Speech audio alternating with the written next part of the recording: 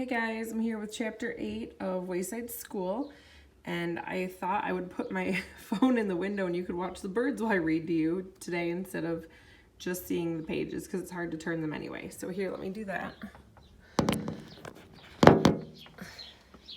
And let's see if this works. Chapter 8, Santa Claus. 'Twas the last day of school before winter vacation, and the children were having a small celebration. Their artwork was hung by the blackboards with pride, snowmen and mooses, and a joyful sleigh ride. They ate homemade cookies, red and green ones, of course, when Kathy declared, "I don't believe in Santa Claus." She just opened her mouth and said what she said. Santa Claus isn't real, and besides that, he's dead. So you bet I will pout, and you bet I will cry, you bet I will shout. I'm telling you why.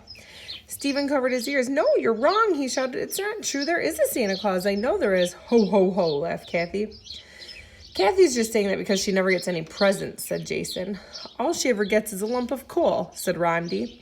"Wrong," said Kathy. "I get lots of presents. My parents buy them for me. They have lots of money. They buy me anything I want." She bit off the head of a reindeer cookie. "The only thing that matters is how rich your parents are. If they have lots of money, then you'll get lots of good presents. If they're poor, then you'll just get a few crummy presents." "Don't you even like Christmas?" asked Stephen. "Sure," said Kathy. "I get lots of presents and I don't have to work." Then she stuck out her tongue and called Stephen a jerk. Poor Stephen sputtered as his face turned quite blue. "If you don't believe in Santa, he won't believe in you." "Hey, look," shouted Leslie. "Look there. Who's that? Someone is coming in through the guzak." Sure enough, the door opened. It had to open quite wide as a strange-looking stranger stepped sideways inside.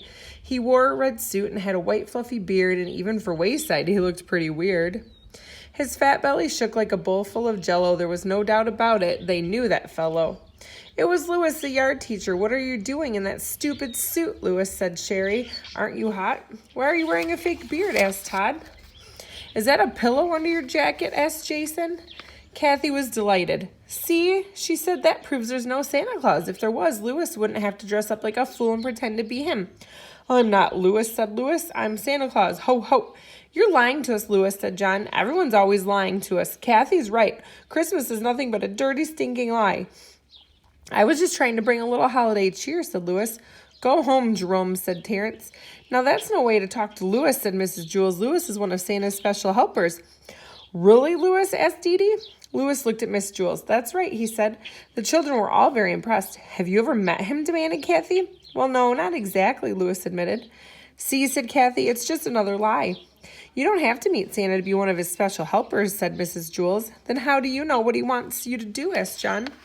"That's easy," said Miss Jules. "You just have to be nice to other people. Whenever you give someone a present or sing a holiday song, you're helping Santa Claus. To me, that's what Christmas is all about, helping Santa Claus." "Can I be one of his helpers?" asked Damien. "You bet," said Mrs. Jules. "Hey, everybody," shouted Damien. "I'm one of Santa's helpers." "Me too," said Allison. "There must be a Santa Claus," cheered Stephen, "because it feels so good to help him."